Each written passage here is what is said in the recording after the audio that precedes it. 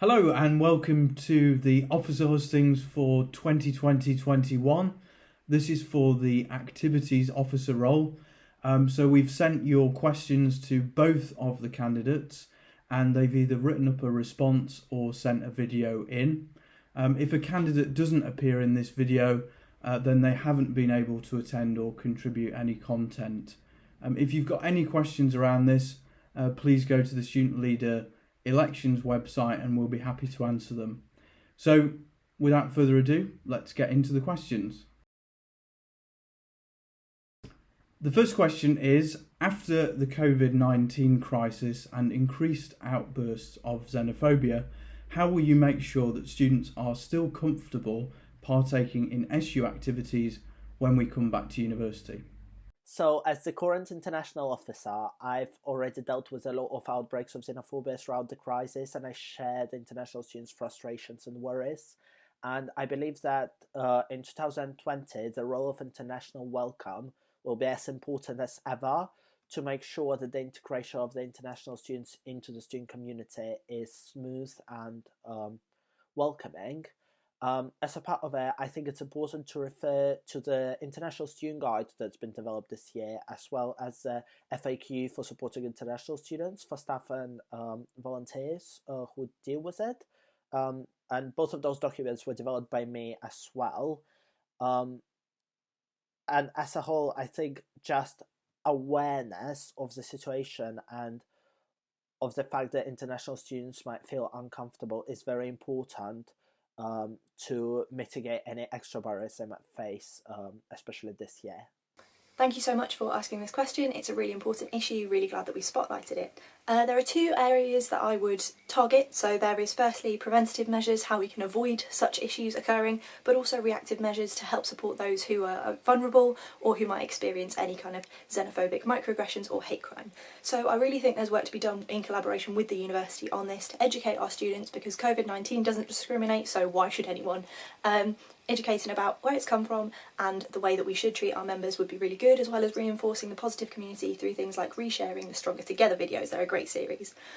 Also, it's about promoting the SU as a hate crime reporting centre. We already are, but just having that support ready and signposted in case anyone has any issues. I'd also aim to share the safeguarding efforts that we'll have in place for different events, so that all students know through our transparency what's going on, why we're doing it, and that it's for everyone's benefit and everyone's on the same page because we're all in this together. This would also be matched up by sharing any government guidance so that we're all on the same page and everyone knows where we stand. Okay, thank you. The next question is, large societies across campus are constantly ignored or belittled in the union, with unnecessary changes and rules imposed over the past year. The Law Society, through a unanimous vote at its AGM, voted to establish a formal review proceeding into its relationship with the union following the Democracy Review referendum. Considering other large societies at other universities are not affiliated with the Students' Union, what will you do to ensure these kind of societies have their voices heard and do not have unnecessary changes made for the sake of bureaucracy? So, following the situation with the mentioned Law Society and as well as some other student groups, I think what we've learned this year with the COVID-19 crisis, as well as just other areas of our life, is that we can't use blanket rules for everything and everyone in every situation. Rules have to be banned depending on the situation. And I do really value the impact that our large student groups have on students, on their welfare and well-being. And I believe that we must be accommodating for different types of situations. And as an activities officer, I'm there to represent the students, regardless whether they're in the wrong or in the right. I'm there to support them throughout. I'm not there to make things right, but I want to make sure that everyone gets support they need. First of all, I'm really sorry that you're feeling this way. It's never my intention that groups would feel unappreciated or undervalued. If you'd like to talk more about this, please message me because I'd love to chat through what ideas you have for improving this. But for my ideas, one of them is to make Society's Executive Committee more representative of the groups that it actually makes decisions for. We have about 270 societies at the moment, but it would be great to represent the different types of groups that we have. One of them is course-based societies. They tend to be our biggest groups because of their nature, and Law Society is one of those. This would mean that the knowledge and experience of being a course-based group would be represented and heard on the big decisions that SOCS Exec makes. Another idea that I've had that's been in the pipeline for about a year is to split Societies Council into the different areas of activity that groups have, whether that's organising networking, guest speaker events, having irregular meetups, rehearsals to share a common interest, or whether that's sharing a cultural belief or experience with people. This would mean that the groups are smaller, so there's more room for discussion and debate, and would mean that groups that branch to different areas could attend more than one, so you have a better representation and better voicing of your ideas. Hope you like it, let me know. Next question. How are you going to ensure accessibility at events for everyone? And leading on from that, how are you going to ensure their welfare? So, the spirit of accessibility and inclusivity is very prominent throughout the whole of my manifesto. And as mentioned in it, I would like to provide accessibility statements for all events and help societies providing one. And it wouldn't change the event itself, but it will make it transparent whether the event has wheelchair access, whether it has gender-neutral toilets, hearing loop, and so on and so forth. Moreover, I'll make sure that all the SU communication is accessible for people with learning differences or any types of disabilities. And as a follow-up from that, I think the welfare of our students will be better because all the events will be transparent in terms of their accessibility. You know exactly what you can or what you will find difficulties to attend. And that will also allow us as the Students' Union to know which types of events we're lacking, where we should do better, and so on and so forth. Thanks for raising this. It's something I've done quite a lot of work on this year. There have been 2 projects that have actually started but have had to stop due to COVID-19 due to cancelling events or a lack of staff resource because of furloughing.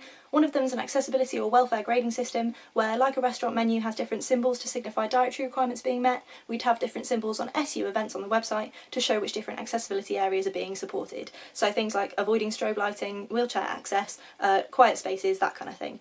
Another project has been the Value for Money campaign. This would have been an awareness campaign where we gather input from students on if they think they're getting the value for money on SU activity and student group activity. This information would then be gathered and used to lobby the union to improve its financial accessibility and provide support for those students who might be struggling. There's another thing that I'd like to continue from this year. I've gathered a lot of feedback from society presidents on room bookings because they're not perfect at all. Next year I'd like to introduce a room booking guide which has all the info on different things like facilities, accessibility of different spaces. All of these things would be more transparent and reduce anxiety, stress, and bring our community closer together. And the final question, what will you do to gain back the trust of the student community at the union? So I, first of all, really appreciate the fact that considering the events that have happened throughout the year, was the democratic review and the whole following situation after that was DPC and afterwards was COVID-19 crisis, the student trust has been not necessarily broken, but the students don't have as much trust in the Students' Union as they used to have. And I believe it's more important than ever to be very student-facing.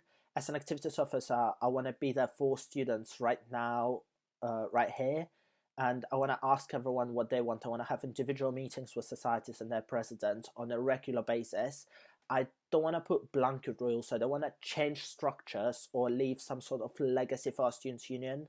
I want to make sure that people who are here right now get the support they need. First of all, I just wish that I could speak to this person to get a bit more clarity because this question is so broad, but this year has been particularly turbulent for our community in 3 key ways. I think there was a question about our hierarchical structures back over the summer, the democracy review raised questions about our democracy, and COVID-19 has obviously been a big period of upheaval for us all. But there's one thing that I think has been the same issue in all of these areas, and that's communication. Communication, unfortunately, from our SU right now is not as good as it could be. It's something I've been really passionate about with this year, and I've pushed through pushing my Instagram to ensure you know exactly what I'm doing. James has done his blog, and I've been talking with NSTV, URN and Impact to try and communicate our messages as clearly as possible to the student body.